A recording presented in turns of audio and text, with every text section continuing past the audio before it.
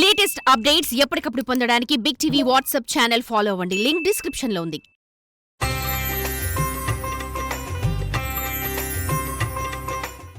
ఈరోజు వెలిగించుకోవాల్సినటువంటి దీపం ఆయుధ దీపం.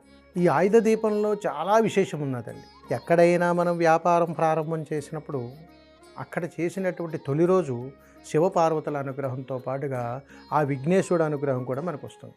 ఇక్కడ కుటుంబ సమేతంగా కుటుంబాన్ని, మన వ్యాపార స్థలాన్ని వారి యొక్క అనుగ్రహంతో ముందుకు తీసుకొని వెళ్తూ ఉంటారు. మనం అనుకుంటూ ఉంటాం చాలా సందర్భాల్లో వ్యాపారం ప్రారంభం చేసి అయ్యో నలతగా నడుస్తుంది, ఇబ్బందిగా ఉంటుంది, అంత ఆశించిన ధనం రావటం లేదు, వ్యాపారం అభివృద్ధి కావటం లేదని చెప్పి రకరకాల వ్యయప్రాయసాలన్నీ చేస్తూ ఉంటాం. కానీ కార్తీక మాసం రానే వచ్చింది సుమా. ఈ కార్తీక మాసంలో సాక్షాత్తు ఆ గణనాథుడు, ఈశ్వరుడు, పార్వతి అమ్మవారు ఈ ముగ్గురి యొక్క అద్భుతమైనటువంటి సంకల్పంతో చేసేటువంటి దీపాన్ని ఆయుధ దీపం అని అంటారు. ఏ వ్యాపారమైనా చేయండి, కార్తీక మాసంలో ఉదయము నదీ పరివాహ స్నానం చేయాలి, సాయంకాలము నదీ పరివాహ స్నానం చేయాలి.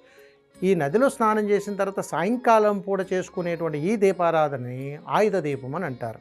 మనం ఏ వ్యాపారానికైతే సంబంధించినటువంటి వ్యాపారం చేస్తున్నామో ఆ వ్యాపారానికి సంబంధించినట్టు ఏదైనా ఒక పనిముట్టు ఉంటుంది. పుస్తకమో, పెన్నో, దానికి సంబంధించిన ఏదైనా ఒకటి. దానిని నదీ పరివాహ ప్రాంతం దగ్గరకు తీసుకొని వెళ్ళి చేతితో పట్టుకొని ఆ నదీ పరివాహ ప్రాంతంలో కాస్త శుభ్రపరుచుకొని అక్కడ అన్ని అక్షితలు, కుంకుమ, పసుపు, ముగ్గు అన్నిటినీ కూడా వేసి అందంగా సిద్ధం చేసుకొని 2 ప్రమిదలను అక్కడ ఉంచి ఆవు నేతిని వేసి ఒక దీపాన్ని వెలిగించండి.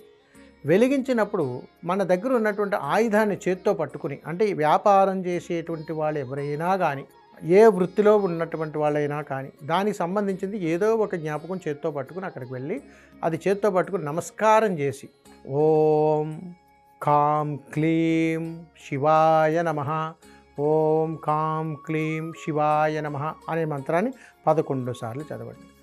దీనివల్ల విఘ్నేశ్వర వారితో, ఈశ్వరుడితో, పార్వతీ అమ్మవారితో ముగ్గురితో కూడా కలిసినటువంటి అద్భుతమైనటువంటి సంకల్పం ఈ ఆయుధ దీపం.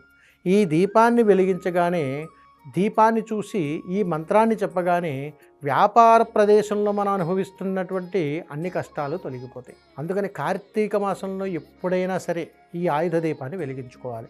ఒకవేళ ఈ ఆయుధ దీపం నదీ పరివాహ ప్రాంతానికి తీసుకువెళ్ళలేని పనిముట్టయి కానీ అయితే మీ వ్యాపార స్థలంలో శుభ్రపరుచుకొని నది నుంచి నీటిని తీసుకుని వచ్చి వ్యాపార స్థలం అంతా కూడా శుద్ధి చేసుకొని వ్యాపార స్థలంలో ఈశాన్య భాగంలో ఈ దీపాన్ని వెలిగించండి. ఇలా చేయటం ద్వారా చక్కటి అనుగ్రహాన్ని పొందుతాం. వ్యాపార స్థలంలో, వ్యాపారంలో జరుగుతున్నటువంటి అన్ని సమస్యల నుంచి బయటపడిపోతూ ఉంటాం. అది ఉద్యోగస్తుల గురించి కావచ్చు, వ్యాపార అభివృద్ధి గురించి కావచ్చు, వ్యాపారంలో ఉపయోగిస్తున్నటువంటి వస్తువులు, పనిముట్ల గురించి కావచ్చు, ఏదైనా కావచ్చు, ఏ సమస్య ఉన్నా కానీ అక్కడ ఆ సమస్య నుంచి మనం బయటపడతాం.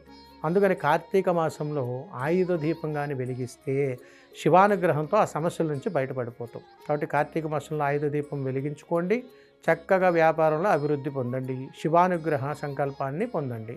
సర్వే జనా సుఖినో భవంతు. శుభం. నమస్కారం.